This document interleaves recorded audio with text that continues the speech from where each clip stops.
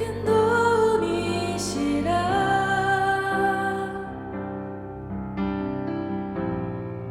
주의 얼굴 구할 때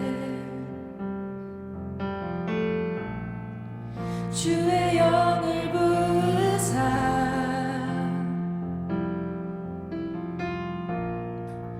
크신 사랑 안에서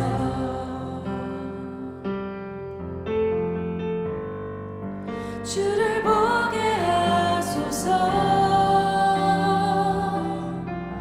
내 영혼이 확정되고 확정되었사오니 믿음에 눈들어 주를 바라봅니다.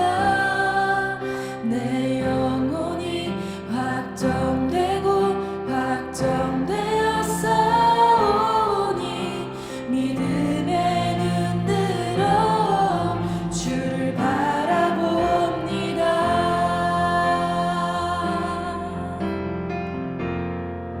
모든 상황 속에서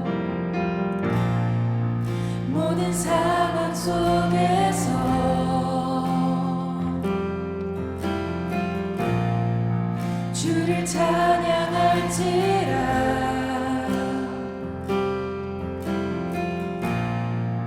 주는 너의 큰 상급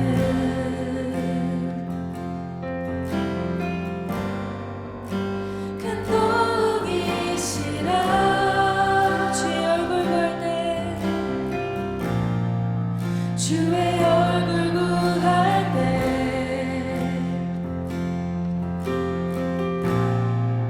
주의 영을 부으사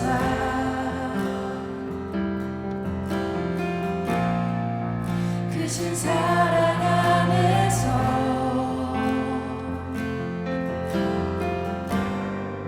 주를 보게 하소서.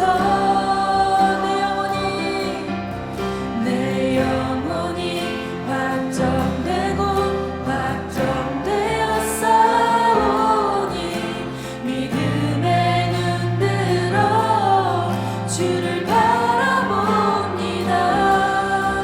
내 영혼이 확정되고 확정되었사오니 믿음에 눈들어 주를 바라봅니다.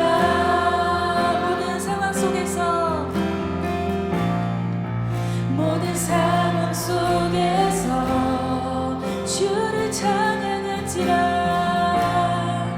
주를 찬양할지라.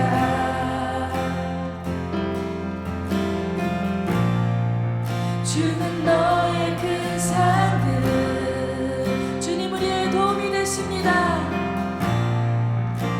큰 도움이시라. 주의 얼굴 구할 때 주의 얼굴 구할 때 주의 영을 부으사 주의 영을 부으사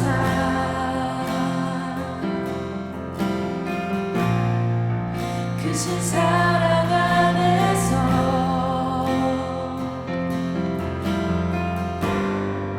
주를 보게 하소서.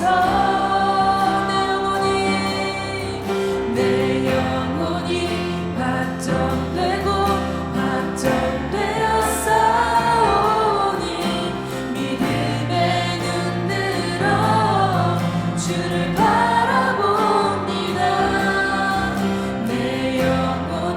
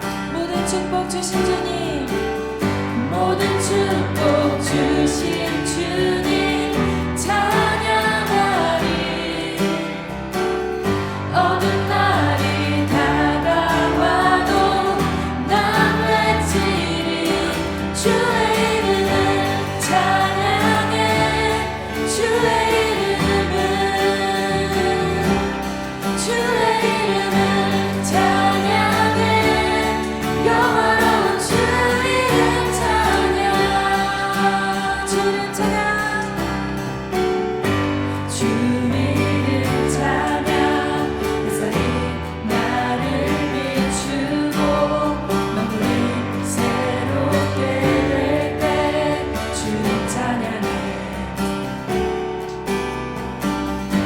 주 이름 찬양 가는 길 험할지라도 고통이 따를지라도 주님 찬양해 모든 축복 주신 주님 모든 축복 주신 주님 찬양하리 어느 날이 다가와도 난 외치리 주의 이름을 찬양해 주의 이름을 찬양해 영화로운 주 이름 주의 이름을 찬양해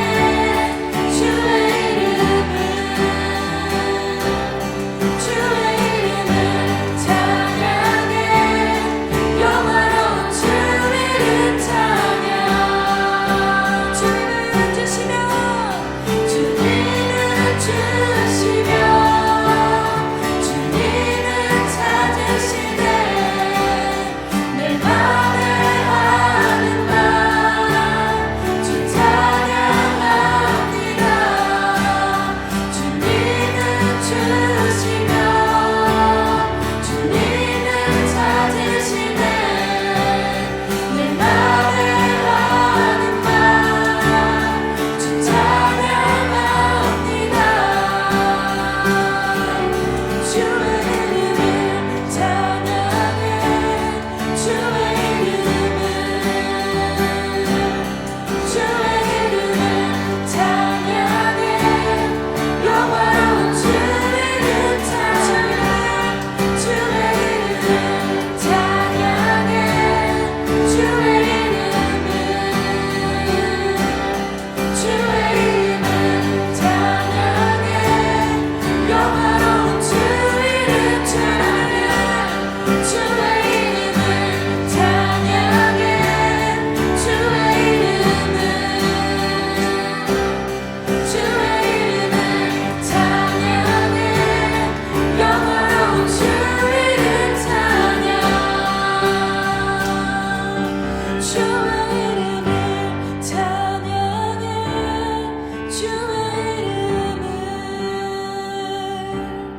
주의 이름을 찬양해 영화로운 주 이름 찬양 주의 이름을 찬양해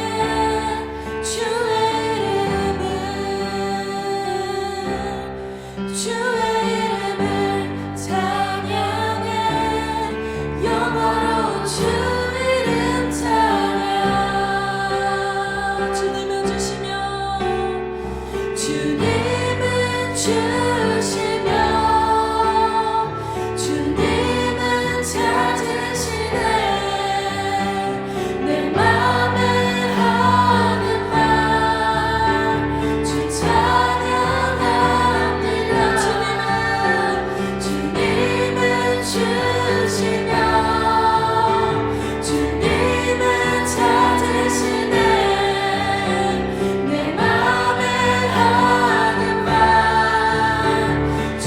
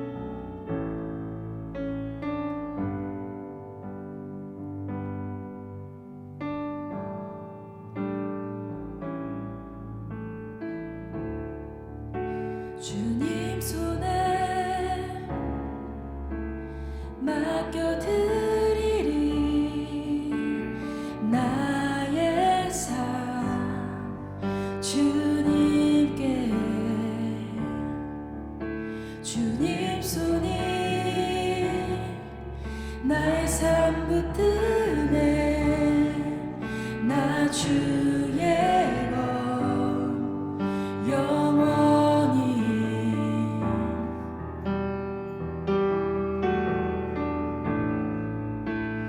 내가 믿는 분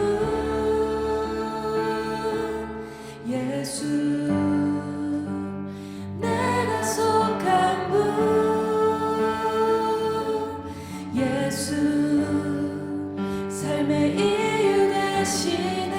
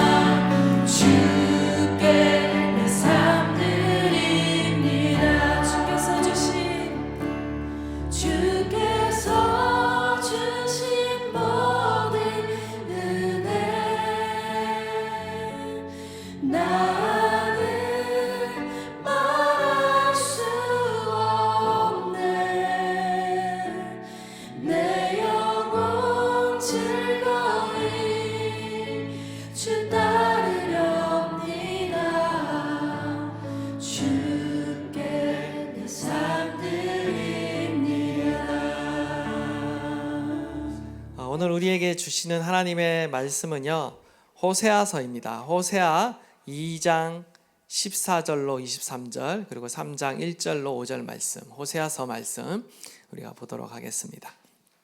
우리 한 절씩 교독하도록 하겠습니다. 그러므로 보라, 내가 그를 타일러 거친 들로 데리고 가서 말로 위로하고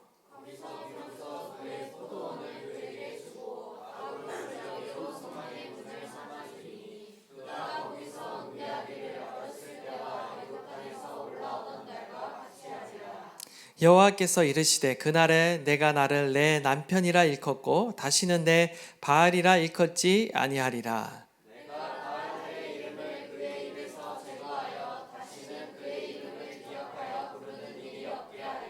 그날에는 내가 그들을 위하여 들 짐승과 공중의 새와 땅의 곤충과 더불어 언약을 맺으며 또 이 땅에서 활과 칼을 꺾어 전쟁을 없이 하고 그들로 평안히 눕게 하리라.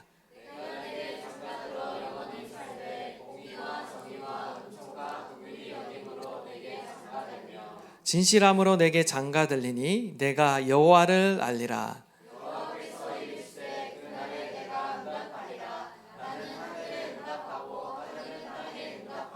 땅은 곡식과 포도주와 기름에 응답하고 또 이것들은 이스르엘에 응답하리라.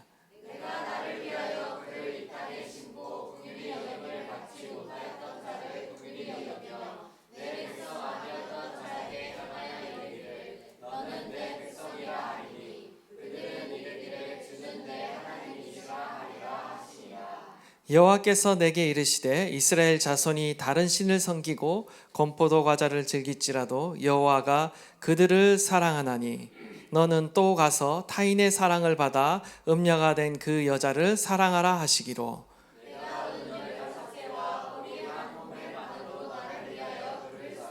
그에게 이르기를 너는 많은 날 동안 나와 함께 지내고 음행하지 말며 다른 남자를 따르지 말라. 나도 내게 그리하리라 하였노라.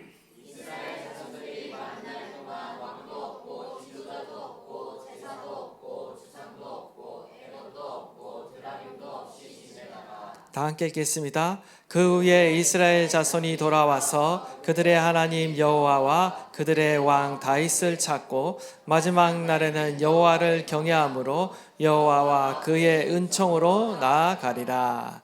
아멘.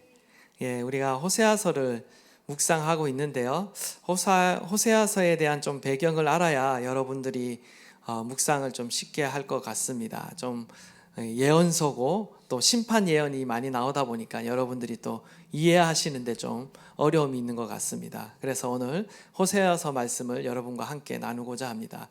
호세아와 동시대의 사람이 선지자가 아모스 선지자가 있습니다. 아모스 선지자, 호세아 선지자 다 북이스라엘에 향해서 예언했던 선지자인데요. 아모스 선지자는 특별히 여러분이 잘 아시는 하나님의 공의를 주로 선포했던 선지자고요. 호세아 선지자는요, 또 그에 반해 당연히 하나님의 심판의 메시지, 예언의 메시지를 선포했지만 그것보다 더 강조되는 메시지는요, 바로 하나님의 사랑을 강조하고 있습니다. 그래서 호세아 선지자를 가리켜 사랑의 선지자다라고 이렇게 일컫기도 합니다. 그래서 여러분이 호세아 말씀을 보시면 하나님의 심판의 말씀이 있다가도 곧바로 또 어떤 말씀이 나오나요? 회복의 말씀이 이렇게 등장하는 것을 여러분이 보게 됩니다. 그래서 여러분이 호세아서의 이 말씀을 묵상해 가시면서 하나님의 사랑을 더 깊이 여러분의 삶 가운데 깨닫기를 원하고 더 깊이 체험할 수 있기를 간절히 바랍니다.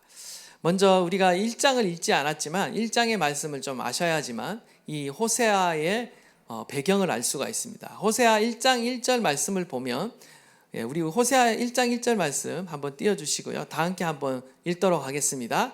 시작. 이스야와 요담과 아하스와 히스기야가 이어 유다 왕이 된 시대 곧 요아스의 아들 여로보암이 이스라엘 왕이 된 시대에 브레이리의 아들 호세아에게 임한 여호와의 말씀이라. 지금 1장 1절을 보시면 호세아서의 시대적 배경이 이렇게 등장하고 있습니다. 유다 왕들의 이름들이 등장하고 있는데요. 우시야, 요담, 아하스, 히스기야가 활동했던 그 시대에 호세아가 이제 예언자로 활동을 했다라는 거고요. 그때 당시에 남유다 왕들이죠. 그때 당시에 북이스라엘의 왕이 누구였냐면 여로보암 2세였습니다. 성경에는 여로보암이라 되어 있지만 여로보암이라는 이름이 성경에 똑같은 이름이 많이 나오기 때문에 여로보암 2세를 가리키고 있습니다. 그런데 여로보암 2세와 함께 북이스라엘의 6 왕들이 이 시기에 같은 왕이었습니다. 누구였냐면 여로보암 2세, 그 다음에 스가랴, 살룸, 무나엘, 부가이야, 베가, 호세아가 이렇게 통치하던 이 시대에 호세아가 활동하면서 이렇게 예언을 했습니다. 북이스라엘을 향해서 이렇게 예언을 했습니다. 여로보암 2세 사후에 그의 아들 스가랴가 왕이 되거든요. 근데 이 스가랴이 왕이 되었지만 6개월 만에 살룸에 의해서 암살을 당하고요. 이후 북이스라엘의 그 왕들은요, 반복되는 이 쿠데타와 암살로 말미암아 5명의 왕이 교체가 됩니다. 그래서 5명의 왕 중에 무나헬을 제외한 4명이 다 이렇게 암살을 당해서 죽게 됩니다. 결국 북이스라엘, 북왕국이요, 걷잡을 수 없는 정치적인 불안과 혼란에 이렇게 빠져들게 되고 급기야는 이제 호세아 시대 때 이제 망하게 되죠. 정권이 바뀔 때마다요, 이스라엘에는 친아수르 정책을 썼다가 반아수르 정책을 썼다가 이렇게 왔다 갔다 하다가 결국 호세아 시대 때 어떻게 되냐면 아수르에 의해서 이렇게 사마리아가 함락당해서 완전히 멸망하게 됩니다. 그때 이 사마리아가 멸망됐을 때 아수르가 또 이 남유다를 이어서 침공을 해요. 그래서 이제 유다를 공격해서 예루살렘을 포위하기까지 하는데 그때 남유다에는 누가 왕이었냐면 히스기야가 왕이었어요. 다행히 히스기야가 여러분 잘 아시죠? 믿음과 신앙이 있잖아요. 전심으로 하나님을 의지해서 기도합니다. 그래서 어떻게 되냐면 기적적으로 이 아수르 군대가 물러갑니다. 하루아침에 물러가게 돼서 남유다는 멸망하지 않고 살아남게 되는 그런 기적을 경험하게 되는 거죠. 이러한 시대 가운데 지금 호세아가 서 있고요. 북이스라엘을 향해 지금 예언을 선포하고 있다라는 이 배경을 가지고 여러분이 이 본문을 보시면 됩니다. 주로 이제 여로보암 2세 때 이렇게 예언을 선포하고 있고요. 오늘 본문의 배경도 여로보암 2세를 때 북이스라엘 왕이 통치했던 그 시기를 배경으로 하고 있습니다. 여로보암 2세는요, 북이스라엘의 왕들 중에서 어떻게 보면 가장 긴 시간을 통치한 왕이에요. 41년간을 북이스라엘을 통치합니다. 여러분, 이 41년간 가장 긴 시간을 통치했다라는 것은 어떤 의미일까요? 그때 당시 북이스라엘이 가장 정치적으로 안정되고 또 부강했다라는 것을 의미하는 겁니다. 오랜 기간을 통치했다라는 것은요, 그때 그 시대가 가장 부강한 시절이었다라는 것을 우리가 염두에 둬야 됩니다. 여로보암 2세는요, 영토를 확장하고 그 당시 대외무역으로 경제적인 번영을 엄청나게 누리고 있던 시기였습니다. 그러나 영적으로는 어떻게 했는가? 나라가 정치와 경제적으로는 부강했지만 영적으로는 극심하게 타락했던 시대였다. 우상 숭배가 극심하던 시대였다라는 것을 우리는 봐야 됩니다. 호세아가 활동하던 그 여로보암 2세 때는요, 북이스라엘이 창건된 이래로 가장 괄목한한 정치적인 경제적인 부흥이 있던 시대였습니다. 그때 당시에 이 여로보암 2세가요, 바로 아람 국가를 침공해서 그 아람 국가의 수도인 다메섹을 이렇게 땅을 차지하는 일이 있었습니다. 그리고 그 영토를 이렇게 계속 확장해서요, 심지어 그 땅을 얼마나 확장시키냐면요, 약속의 땅 가나안의 북쪽 경계지인 하마더기부터 남쪽 아라바 바다까지 그 영토가 확장됐다라고 이렇게 열왕기의 하에 보면 이렇게 기록하고 있습니다. 그러니까 여로보암 2세가 결코 이렇게 나라를 잘 못 다스린 것이 아니라 세상 관점으로 보면, 세속사 관점으로 보면요, 굉장히 훌륭한 왕이에요. 그래서 나라를 굉장히 부강하게 일으켰던, 땅을 또 굉장히 넓혔던 나라였습니다. 그렇게 할 수 있었던 원인 중에 하나가 뭐냐면 그때 당시에 신흥 국가 아수르가 이렇게 부상하고 있었고요. 그 아수르와 아람이 이렇게 전쟁을 오랫동안 이렇게 벌이는 그걸로 인해서 이제 아람이 어떻게 되냐면 국력이 쇠하게 됩니다. 그래서 그 틈을 노려서 이스라엘이 그 아람을 공격해서 그 땅을 넓히게 되는 거죠. 그리고 그렇게 해서 이제 차지한 그 다메섹이요. 그 당시에 어떤 중심지였냐면요. 이 다메섹은 국제 무역으로 유명한 지역이었어요.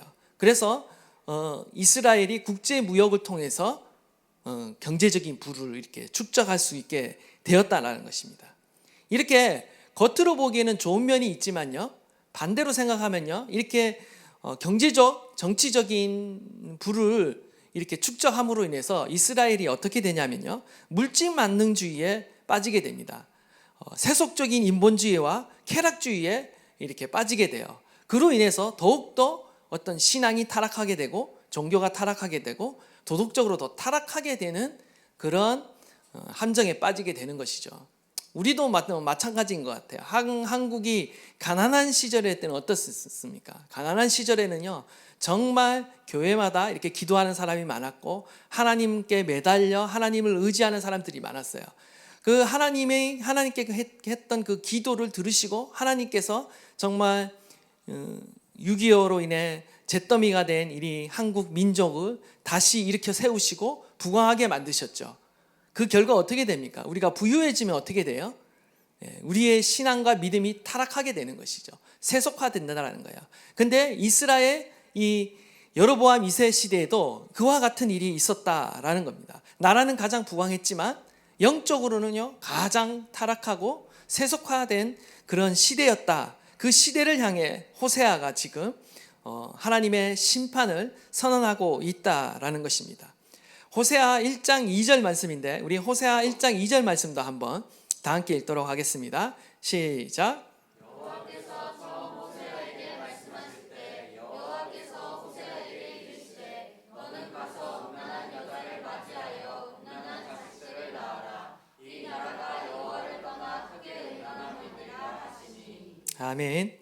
하나님께서 호세아에게 선지자로 부르자마자 하신 명령이요 참 괴상한 명령을 합니다. 음란한 여자를 맞이해서 결혼하고 음란한 자식들을 낳으라고 이런 회개망측한 명령을 하여요. 근데 또 호세아가 그대로 또 순종을 합니다. 호세아가 음란한 여자 고멜을 데려다가 결혼을 해서 세 자녀 아들, 딸, 아들을 이렇게 낳게 되죠. 지금 하나님께서는요 호세아의 결혼 생활을 통해서요 지금 비유적으로 지금 이스라엘 백성들을 가르치고 계시는 것입니다. 영적으로 음란한 이스라엘을 향해 지금 살아있는 메시지를 전달하고 계시는 거예요. 일종의 이런 것을 행동 예언이라고 그럽니다. 예언자의 어떤 행동을 통해서 메시지를 이스라엘 백성들에게 전달하는 거죠. 호세아와 음란한 여인의 이 결혼 생활은요 바로 하나님과 이스라엘 사이의 관계를 설명하는 그림입니다. 하나님께서는 음란하여 도저히 아내가 될 자격이 없는 한 여인을 아내로 삼아주는 그런 큰 은혜를 베풀어 주셨다라는 거예요. 무슨 말이냐?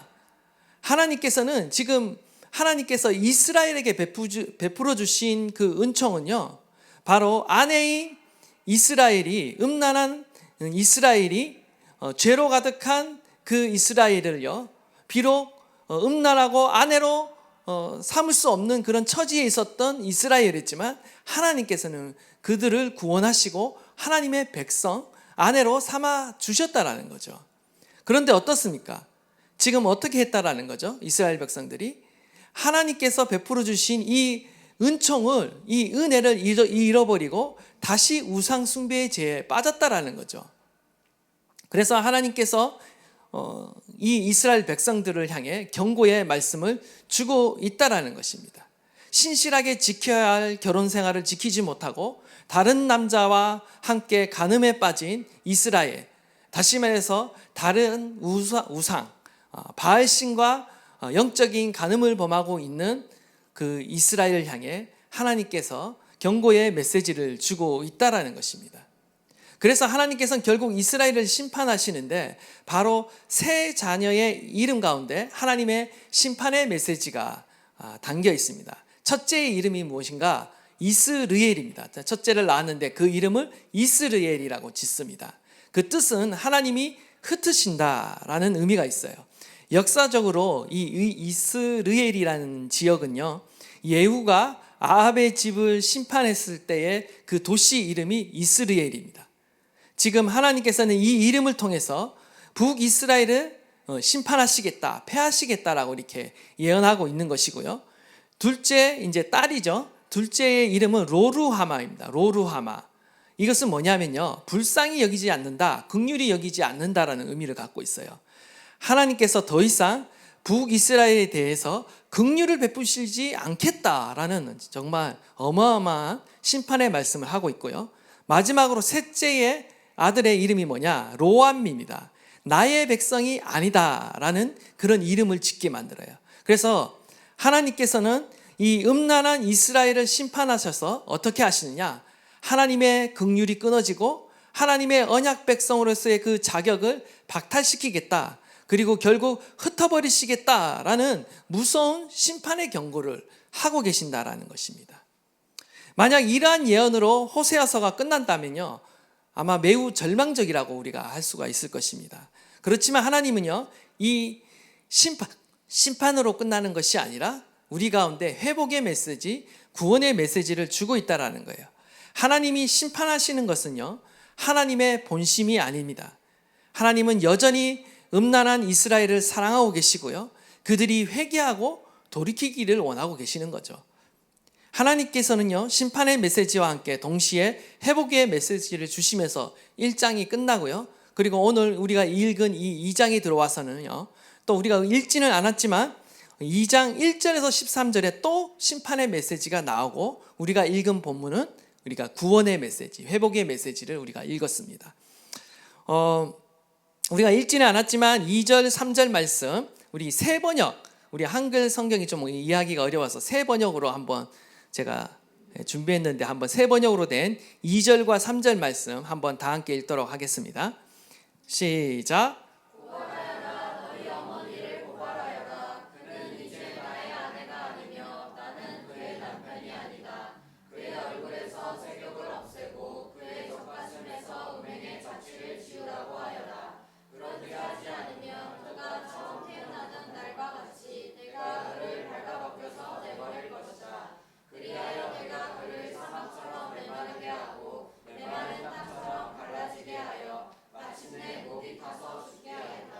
아멘. 지금 보시면요, 심판의 메시지를 전달하는데 일종의 법정 재판의 이미지라는 것을 여러분이 아셔야 합니다. 지금 피고인은 이스라엘입니다. 어머니 이스라엘이고요. 너희 어머니를 고발하라. 지금 자녀를 향해 너희 어머니를 고발하라고 말하는데, 자녀는 누구인가?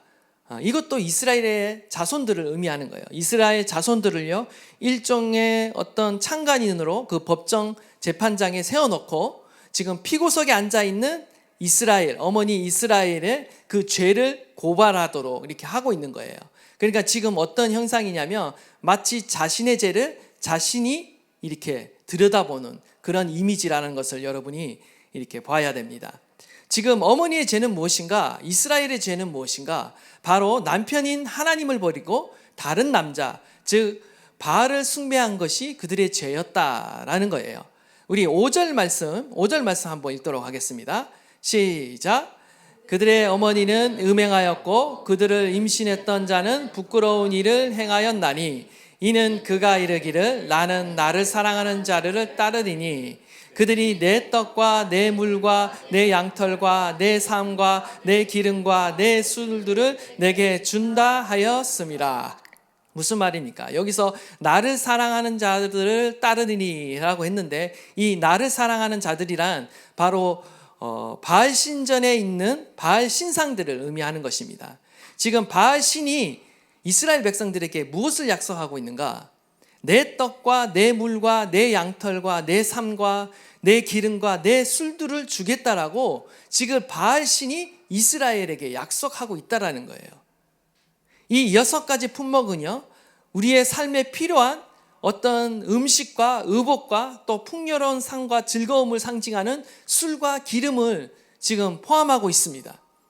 한마디로 지금 이 바알신, 우상이 지금 우리에게 무엇을 약속하고 있는가? 삶에 필요한 모든 풍요로움을 제공해 주겠다라고 지금 약속하고 있다라는 겁니다. 이것이 바로 세상 바알신이 우리를 유혹하는 내용이라는 거예요.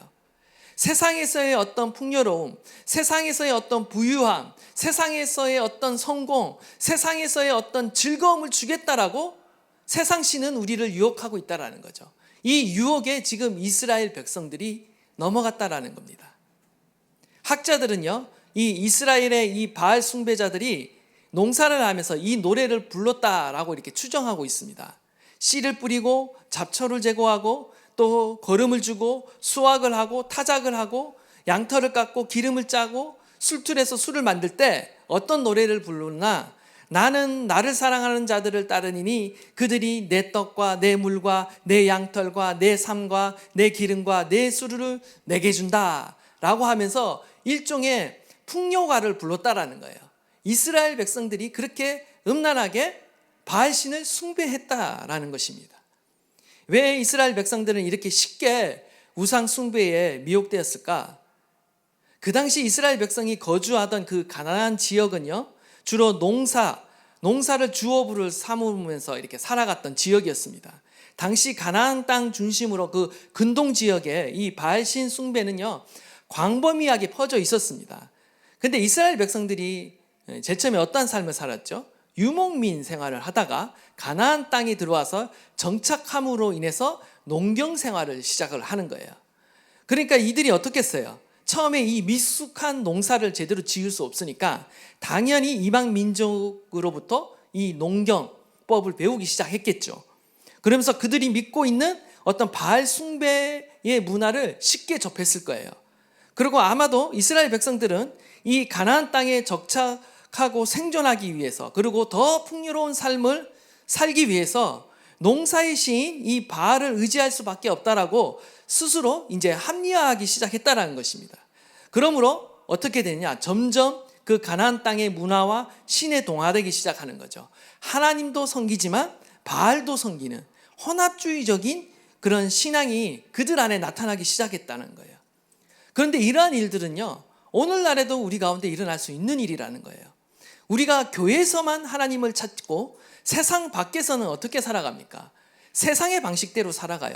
세상과 타협하는 경우가 너무나 많다라는 거죠. 우리가 세상의 방식대로 어떤 세상의 부여함과 어떤 세상의 성공 방식에 따라, 성공 가치에 따라 우리가 살아가면요, 우리가 하나님을 즐거워하는 일보다 세상을 더 즐거워하게 되어 있고요, 우리가 이렇게 세상과 버타다가 살다 보면요, 우리는 자연스럽게 우상 숭배의 함정에 빠진다라는 거예요. 성경은요, 탐욕을 우상 숭배라고 말하고 있어요. 하나님보다 세상을 더 사랑하는 것을 우상 숭배라고 말하고 있어요. 세상 쾌락을 더 사랑하는 것을 우상 숭배라고 말하고 있어요.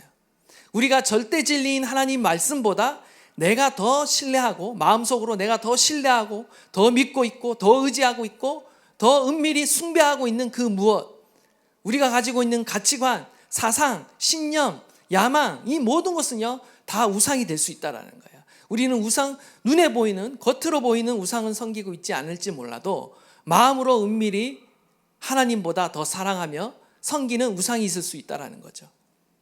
저와 여러분은요, 세상의 부요함과 성공을 쫓아가는 자들이 아닙니다. 저와 여러분이요, 세상의 풍요로움을 쫓아가는 자들이 아니에요. 저와 여러분은요, 세상에서 하나님의 영광과 나라를 추구하며 살도록 부르심을 받은 자인 줄 믿습니다. 저와 여러분은 하나님의 나라를 추구해야 되고요, 하나님의 영광을 추구하며 살도록 지음받았어요. 그런데 우리가 자칫 잘못하면요, 하나님이 주시는 그 축복 가운데 빠져서, 하나님이 주신 많은 선물 가운데 빠져서 어떻게 살아가느냐? 우리에게 누리라고 주신 그 선물이 오히려 우리 가운데 우상이 되어질 수가 있다. 하나님보다 더 사랑할 수 있다라는 것을 우리는 경각심을 가지고 봐야 한다라는 것입니다.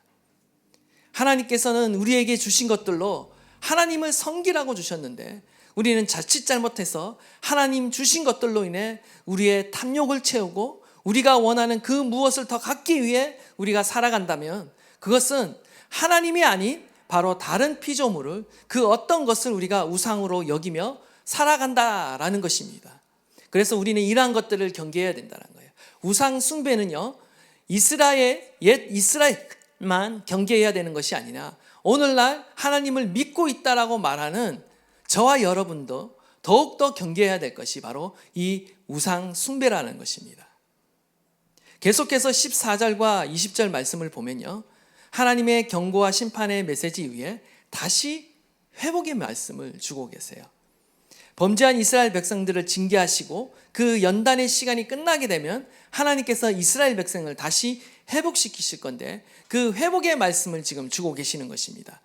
우리 14절 말씀 한 절 우리 다시 한번 다 함께 읽도록 하겠습니다. 시작.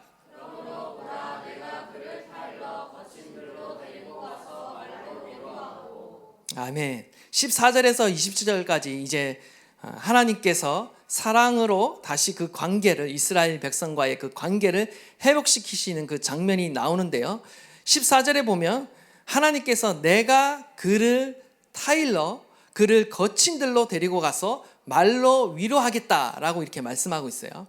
거친 들이라는 것은 여러분이 잘 아시는 광야를 의미하는 것입니다. 근데 지금 광야로 이스라엘 백성들을 데려가서 위로하시겠대요. 근데 재미있는 사실은 지금 어떻게 합니까? 하나님께서 이스라엘을 타일러서 데려간다고 말하고 있어요.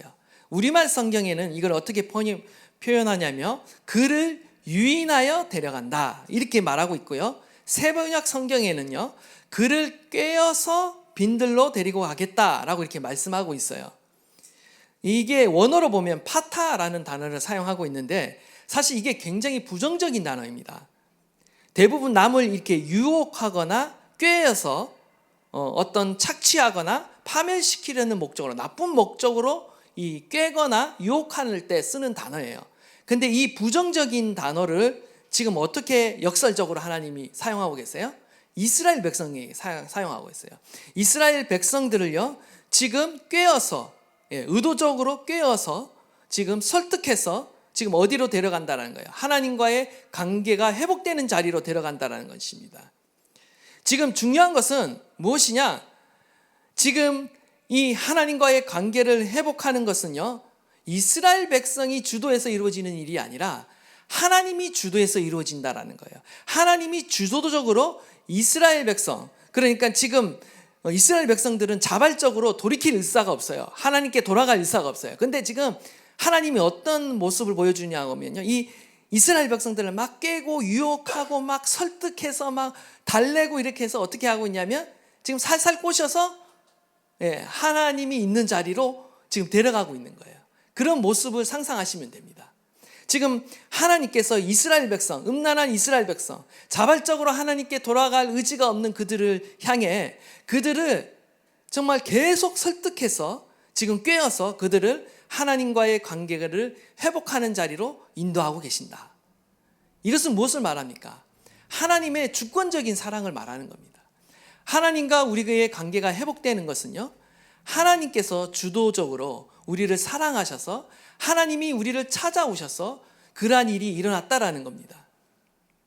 하나님께서 지금 이스라엘 관계를 회복하기 위해 그를 데리고 가는 것은 어디입니까? 다름 아닌 거친 들, 광야입니다. 출애굽 때와 같이 광야에서 다시 이스라엘 백성과의 그 관계를 새롭게 하시겠다라고 지금 말하고 있어요. 광야는 어떤 곳입니까? 여러분, 광야는 어떤 곳입니까? 광야는요, 이스라엘이 출애굽 이후에 시내산에서 하나님과 언약을 맺은 장소예요. 언약을 맺은 장소가 광야이기도 합니다. 일종의 하나님과 최초로 결혼 관계를 맺은 장소가 광야라는 곳이에요. 그곳에서 이스라엘 백성들은 어떻게 맹세했습니까? 오직 하나님만 의지하고 섬기겠다고 충성을 다짐했던 자리가 광야라는 거예요. 하나님께서는 이스라엘 백성을 회복시키기 위해 그곳으로 데려가신다는 거예요. 하나님과의 그 첫사랑의 현장으로 이스라엘 백성을 지금 데려가고 있는 것이죠.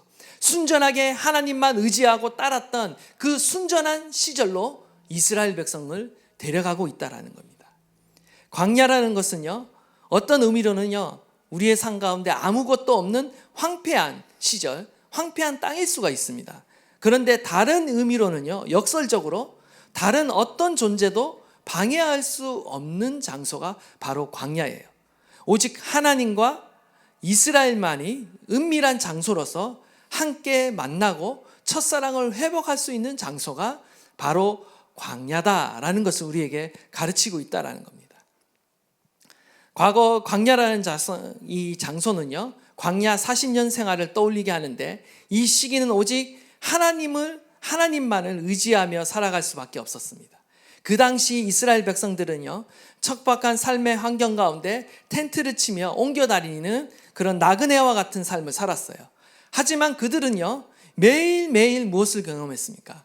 하나님을 만나고 체험하는, 하나님이 내려주시는 풍성한 은혜를 그들이 경험했다라는 것입니다.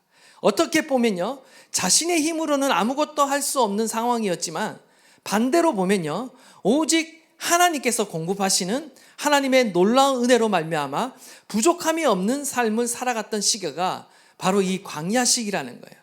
첫사랑의 시기라는 거죠.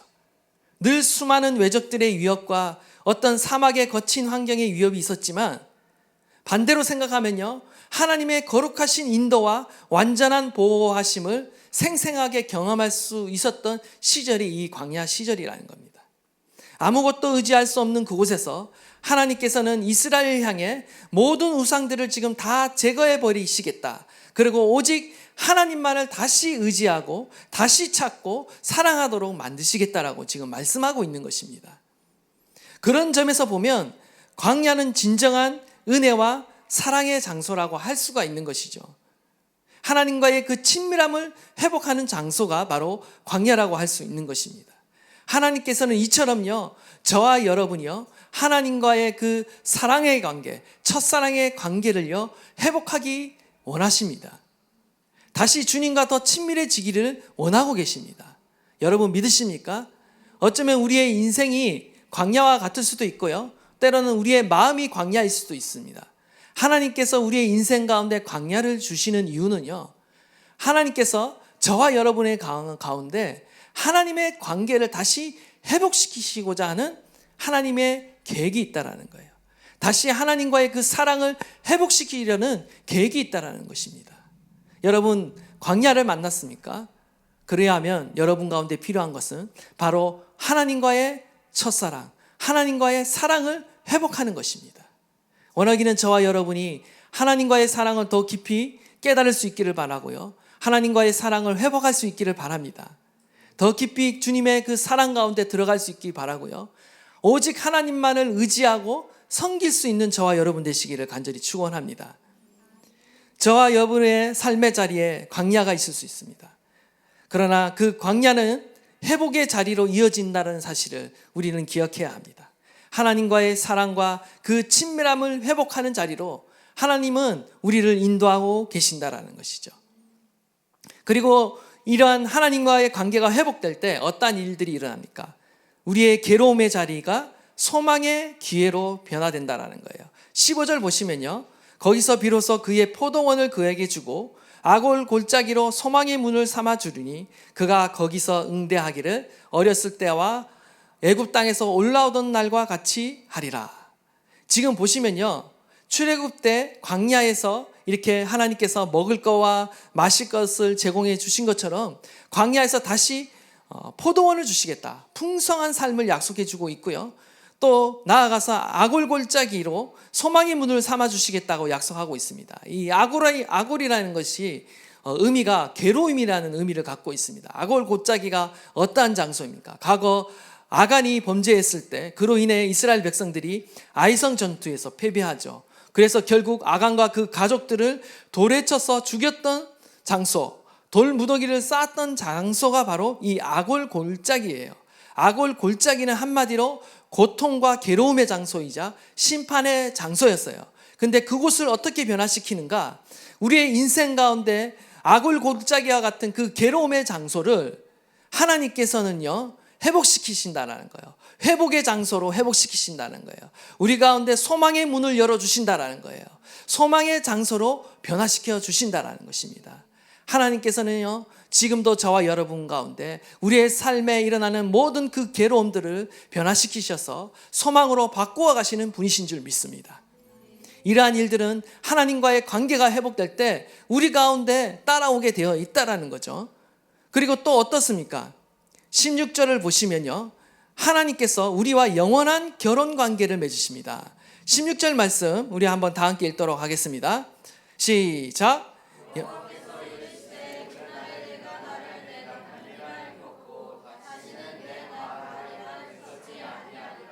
아멘. 지금 이스라엘이 다시 하나님을 내 남편이라 부르며 섬기게 될 것이다. 그리고 다시는 바알 숭배를 하지 않게 된다라는 거예요.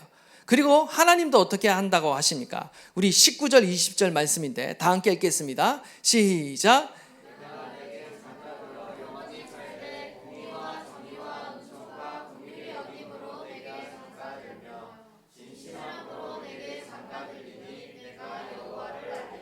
아멘. 예, 하나님께서 어떻게 한다는 거예요? 우리에게 장가를 든다는 그런 표현을 사용하고 있어요. 그것도 무려 3번이나 반복해서 강조하고 계십니다. 하나님께서 회복된 이스라엘과 맺으시는 새 언약은 과거와 달리 하나님과 이스라엘 백성들이 완전한 결혼관계 안으로 들어간다. 영원한 결혼관계 안으로 들어가게 될 거라는 그런 예언을 주고 계시죠. 이 결혼관계를 결코 깨어지지 않는 영원한 관계인 것입니다. 그리고 하나님께서 이 결혼을 위해 신랑처럼 지금 어떻게 하고 계십니까? 지창금을 가지고 오는데 그 지창금이 뭐냐면 공의와 정의와 은총과 긍휼과 진실함이라는 지창금을 가지고 와서 우리랑 결혼하신다라는 거예요. 하나님과의 관계가 회복될 때 하나님께서 우리 가운데 놀라운 일들을 행하시죠. 놀라운 은혜를 베풀어 주시는 것입니다. 근데 하나님께서 지금 하시는 이 일은요, 우리가 먼저 나서서 우리가 그 관계를 회복하는 것이 아니라 하나님이 사랑하셔서 일방적으로 우리를 찾아오셔서 이렇게 관계를 회복시키신다는 거예요. 하나님께서 오히려 대가를 치르고 우리가 대가를 주고 이렇게 해야 되는데 하나님이 오히려 자신이 대가를 치르고 우리와 결혼하시고 놀라운 사랑으로 우리를 품어주신다는 거예요. 하나님께서는 특별히 언약이나 계약이란 용어를 사용하지 않고 왜 지금 새 언약을 결혼관계로 이렇게 표현하고 있는가? 그것은 바로 우리가 계약이나 언약이라고 말할 때는 어떻습니까? 사랑이 없어도 우리가 일상생활 가운데 할 수 있는 게 어떤 계약이나 언약입니다.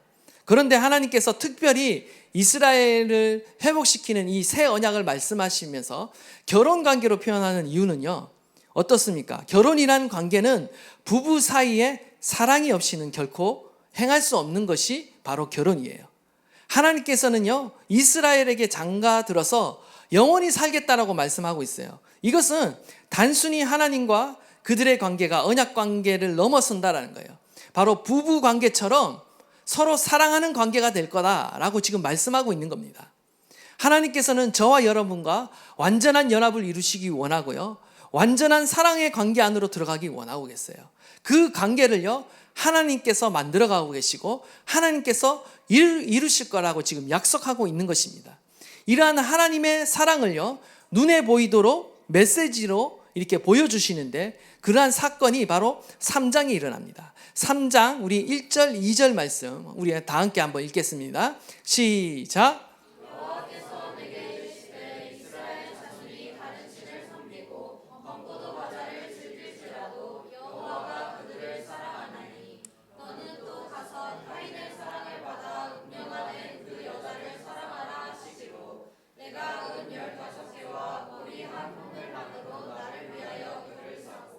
아멘. 지금 하나님께서 호세아에게 어떤 명령을 내리시냐면요, 엄청난 명령을 내리고 있죠. 지금 다른 남자와 사랑에 빠져서 집을 나간 그 고멜을 다시 데려오라는 거예요. 다시 사랑하라는 거예요. 한글 성경에 보면 또 가서라고 이렇게 말하고 있죠.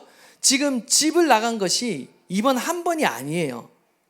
계속해서 고멜은 반복적으로 이 간음하는 죄를 저질렀고요, 하나님께서는 반복적으로 그를 찾아오라고 계속해서 사랑하라고 지금 명령하고 있는 겁니다. 그래서 지금 호세아가 어떻게 해야 합니까? 또 가서 집 나간 그 고멜을 찾아오는 거예요. 그런데 어떻게 찾아옵니까? 은 15개와 보리 한 호멜 반을 가지고 값을 치르고 지금 이렇게 데려오는 것을 보게 됩니다. 이것은 무엇을 의미합니까? 지금 고멜은 집을 나가서 자신이 사랑하던 여인으로부터 지금 버림을 받고요.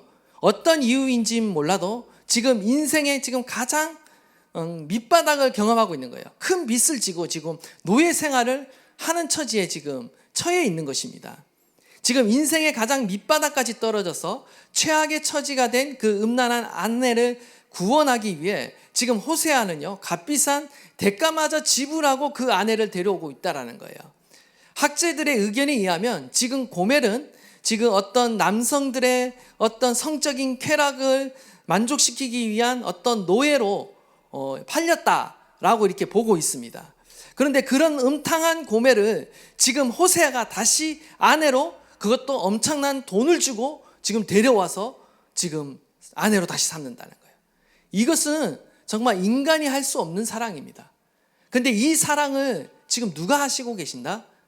하나님이 우리 가운데 하시는 사랑이 바로 이러한 사랑이라는 걸 보여주고 있는 거예요. 상징적으로 보여주고 있다는 거죠. 바로 예수 그리스도를 통해서 하나님께서는 저와 여러분을 구원해 주셨습니다. 죄 많은 인생, 영적으로 타락하고 음란한 저와 여러분을 위해 하신 일이 바로 하나님이 하신 일이라는 거예요.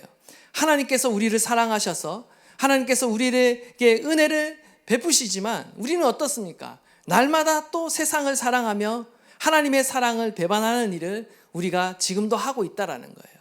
그렇기 때문에 우리는요, 회개해야 되는 것이죠. 하나님의 사랑을 우리는 망각하지 말아야 돼요. 하나님의 은혜를 망각하지 말고요, 우리의 삶 안에 있는 모든 영적인 음란함을 버려야 한다라는 것이죠. 지금 하나님께서는요, 하나님의 그 무조건적인 사랑을 계시해 주고 있습니다. 하나님의 사랑에 의해서 우리는 다시 하나님과 영적인 결혼 관계를 맺게 되었다라는 것입니다. 사랑의 관계를 맺게 되었다라는 것이죠. 신약적으로 표현한다면 그리스도의 거룩한 영적인 신부가 되었다라는 겁니다. 우리가 잘나서 그런 것이 아니라 전적인 하나님의 사랑에 의해서 하나님의 은혜로 우리가 구원받게 되었고, 또한 그리스도와 함께 영적 신부가 되었다라는 것입니다. 새 언약의 관계로 들어가게 되었다라는 거예요. 이런 하나님의 사랑을 우리가 안다면 우리가 어떻게 해야 되겠습니까? 우리가 하나님의 사랑에 감사할 뿐만 아니라 우리도 역시 그 하나님의 사랑 가운데 부응해야 한다는 것입니다. 하나님을 더욱 사랑해야 될 줄 믿습니다. 저와 여러분이 더욱더 하나님을 더 깊이 사랑할 수 있는 그러한 하나님의 거룩한 신부가 되어질 수 있기를 간절히 축원합니다. 우리가 우리의 삶에 하나님이 아닌 그 다른 것을 의지하며 사랑하며 은밀히 숭배하며 살아가는 것이 아니라 이제는 순전한 그 사랑의 시절, 광야의 시절로 돌아가 하나님만을 의지하고 하나님만을 따라가고 하나님만을 섬기며 사랑하는 그 첫사랑을 회복하시는 저와 여러분 되시기를 간절히 축원합니다. 하나님과의 관계가 회복될 때요, 기도의 응답들이 이루어지기 시작합니다. 호세아서 2장 21절 22절 말씀이요, 여호와께서 이르시되 그날에 내가 응답하리라. 나는 하늘에 응답하겠고 하늘은 땅에 응답하고 땅은 곡식과 포도주와 기름에 응답하고 또 이것들은 이스라엘에 응답하리라. 지금 하나님께서 응답하겠다는 말을 5번이나 지금 강조해서 말하고 있죠. 하나님과의 그 사랑의 관계가 회복될 때 어떤 일이 일어납니까? 우리의 삶이 회복이 되기 시작하는 거예요. 우리의 삶에 기도가 응답되고요, 열매가 맺혀지기 시작하는 거예요. 그 응답의 순서를 보십시오. 하늘로부터 시작해서 땅으로 이어지고 있는 거예요. 하늘에 있는 하나님과 우리가 화목하게 되고 그 사랑의 관계를 회복하게 되면요, 이 땅에 있는 우리의 삶의 문제들이 해결되고 풀어지고 열매를 맺는 역사가 일어나게 되는 것입니다. 이러한 은혜들을 경험하시는 저와 여러분 되시기를 간절히 축원합니다. 먼저는 하나님과의 사랑의 관계입니다. 하나님을 먼저 사랑하시고 전심으로 사랑하시고 그리고 하나님을 향해 하나님을 의지함으로 나아가시는 저와 여러분 되시기를 간절히 축원합니다. 우리 내가 주인 사는 모든 건 내려놓고 내 주 대신 주와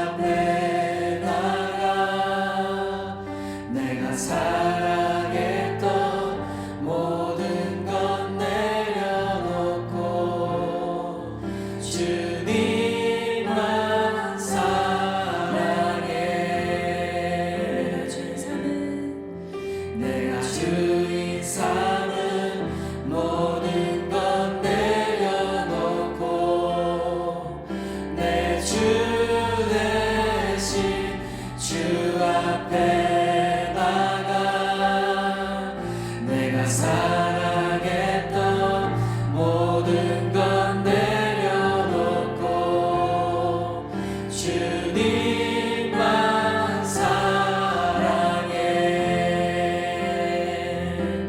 주 사랑 거친 풍랑에도 깊은 바다처럼 나를 잔잔케 해 주 사랑 내 영혼의 완성 그 사랑 위에 서리 내가 주인 삼은 모든 것 내려놓고 내 주 대신 주 앞에 나가 내가 사랑했던 모든 것 내려놓고 주님만 사랑해 주 사랑 거친 풍랑에도 깊은 바다처럼 나를 잔잔케 해 주 사랑 내 영혼의 완성 그 사랑 위에 서리 주 사랑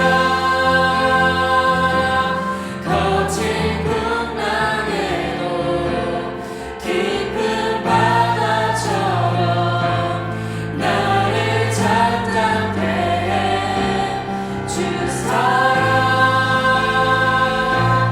내 영혼의 완성 그 사랑 위에 서리 주 사랑 거친 풍랑에도 깊은 바다처럼 나를 잔잔케 해 주 사랑 내 영혼의 완성 그 사랑 위에 서리 하나님께서는 호세아 선지자를 통해 하나님의 사랑을 정말 변함없는 무조건적인 끊임없는 그 하나님의 무한한 사랑을 우리 가운데 계시해 주고 있습니다.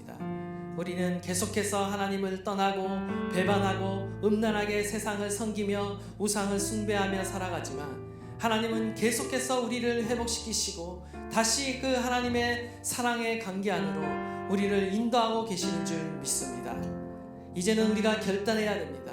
우리의 삶 가운데 모든 음란한 우상 숭배를 제거하고 다시 하나님과의 그 사랑의 관계를 회복해야 될 줄 믿습니다. 다시 하나님의 그 사랑의 관계 안으로 하나님 들어가게 하여 주십시오.